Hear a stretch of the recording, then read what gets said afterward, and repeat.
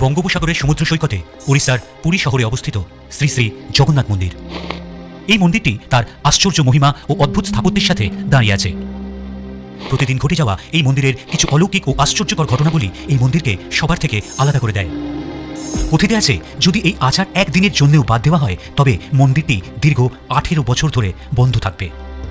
কেউ কেউ বলে যে মন্দিরের স্থাপত্যের কারণে এই অবাক্ষর ঘটনাটি ঘটে, তবে বিজ্ঞান এর ব্যাখ্যা করতে পারে না। বঙ্গোপসাগরের সমুদ্র সৈকতে ওড়িশার পুরী শহরে অবস্থিত হিন্দুদের 4 ধামের মধ্যে অন্যতম এক জনপ্রিয় ও রহস্যময় ধাম হল শ্রী শ্রী জগন্নাথ মন্দির। ইতিহাস অনুসারে পুরীর আদি জগন্নাথ মন্দিরটি রাজা ইন্দ্রদ্যুম্ন দ্বারা নির্মিত হলেও 10ম শতাব্দীতে চোল গঙ্গা রাজা অনন্ত বর্মন এই নতুন মন্দিরটি নির্মাণ করেন।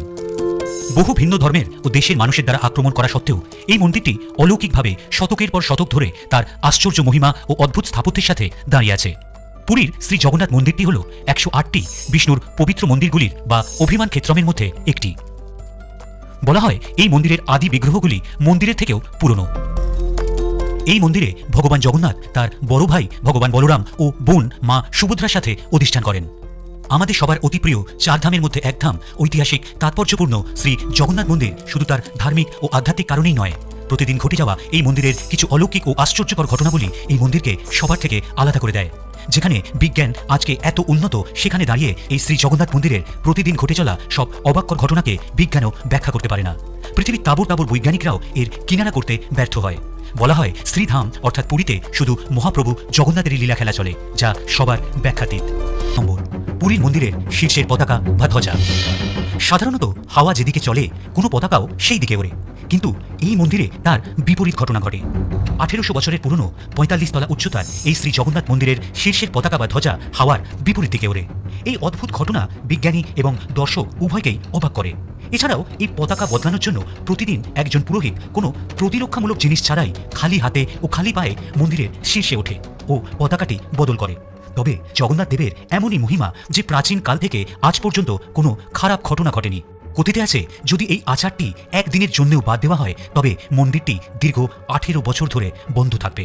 শ্রীমন্দিরের পতাকার হাওয়ার বিপরীত দিকে ওড়ার এই রহস্যময় কারণটি আজও সবার অজানা রয়ে গেছে। মন্দিরের ছায়া। আমরা সবাই জানি আলো যেদিক থেকে আসে কোনো জিনিসের ছায়া তার বিপরীত দিকে পড়ে, কিন্তু শ্রী জগন্নাথ মন্দিরে এই ব্যাখ্যার কোনো যুক্তিকথা খুঁজে পাওয়া যায় না। সূর্যোদয় থেকে সূর্যাস্ত, পূর্ব থেকে পশ্চিম, যেদিকেই সূর্য থাকুক না কেন এই মন্দিরের ছায়া মাটিতে পড়ে না। শুনলে অবাক লাগলেও এটাই সত্যি। কেউ কেউ বলে যে মন্দিরের স্থাপত্যের কারণে এই অবাক্ষর ঘটনাটি ঘটে, তবে বিজ্ঞান এর ব্যাখ্যা করতে পারে না। অধিকাংশ লোকের মতে মন্দিরের ছায়া না পড়ার ঘটনাটি ঈশ্বরের এক অলৌকিক প্রকাশ। 3 নম্বর, মহাপ্রসাদ রান্নার বিধি। এই মন্দিরের মহাপ্রসাদ জগৎ বিখ্যাত। প্রতিদিন এখানে 56 রকমের খাবার তৈরি হয় ভোগের জন্য। বলা হয় এই মন্দিরে যে পরিমাণ ভোগ প্রতিদিন রান্না করা হয় তা পৃথিবীর কোনো মন্দিরে হয় না। এই মন্দিরের রান্নাঘর পৃথিবীর মধ্যে সর্ববৃহৎ। কিন্তু অবাক্যর বিষয় এটি নয়। অবাক্যর বিষয় হলো খাবার তৈরির পদ্ধতি। ভগবানের ভোগ বা মহাপ্রসাদ হাজার হাজার পুরোহিত দ্বারা প্রতিদিন প্রস্তুত করা হয়। এই বিপুল পরিমাণ খাবার রান্নার পদ্ধতি কিছুটা আলাদা। মুখে গামছা বেঁধে রাঁধুনিরা 7টি মাটির হাঁড়ি একটির ওপর একটি রেখে কাঠের জ্বালানির সাহায্যে এই রান্নার প্রক্রিয়া করে থাকেন। এইরকম একটার পর একটা 7টি হাঁড়ি ক্রমান্বয়ে সাজিয়ে এই মহাভোগ প্রস্তুত করা হয়। সাধারণত আগুনের কাছে থাকা হাঁড়ির খাবার আগে তৈরি হওয়ার কথা, কিন্তু অলৌকিক ঘটনা হলো এই প্রক্রিয়ায় উপরে রাখা হাঁড়ির খাবার প্রথমে তৈরি হয় এবং নিচেরগুলো পরে। কিভাবে এটি সম্ভব তা আজও সবার অজানা।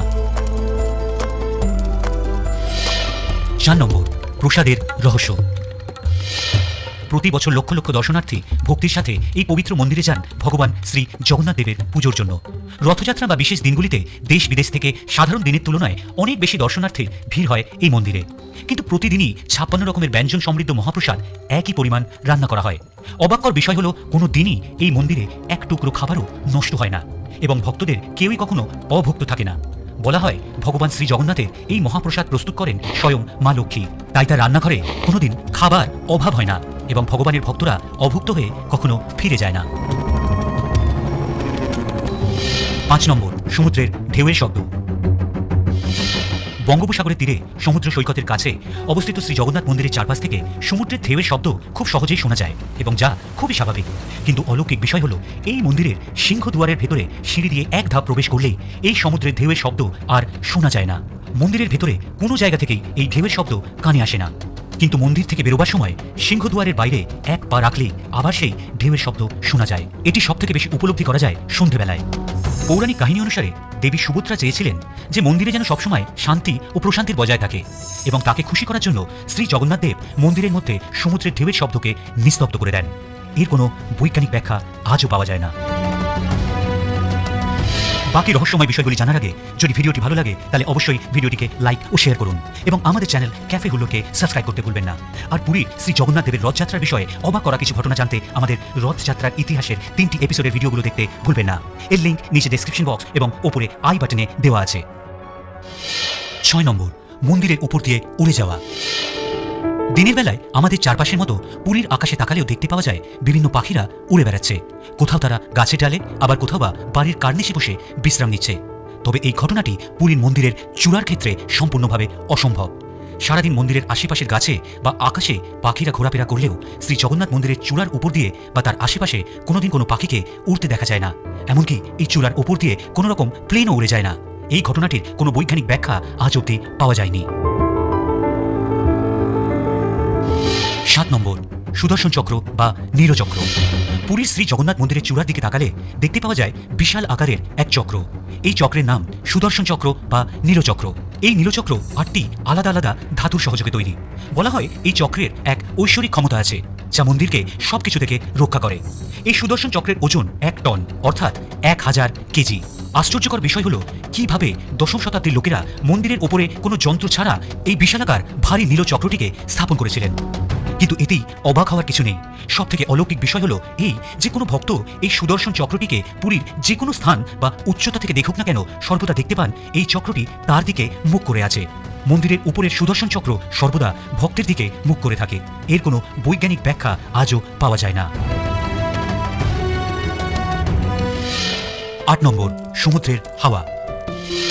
সমুদ্র কিনারায় অবস্থিত উপকূলীয় অঞ্চলে দিনের বেলায় সামুদ্রিক হাওয়া সমুদ্র থেকে স্থলভাগের দিকে প্রবাহিত হয়, এবং সন্ধ্যার সময় এই সামুদ্রিক হাওয়া স্থলভাগ থেকে সমুদ্রের দিকে যায়। কিন্তু সমুদ্রের কিনারায় অবস্থিত এই শ্রী জগন্নাথ ধাম পুরীতে এই প্রাকৃতিক ঘটনার উল্টোটা ঘটে। দিনের বেলায় সামুদ্রিক হাওয়া স্থলভাগ থেকে সমুদ্রের দিকে যায় ও সন্ধ্যায় সমুদ্র থেকে স্থলভাগের দিকে।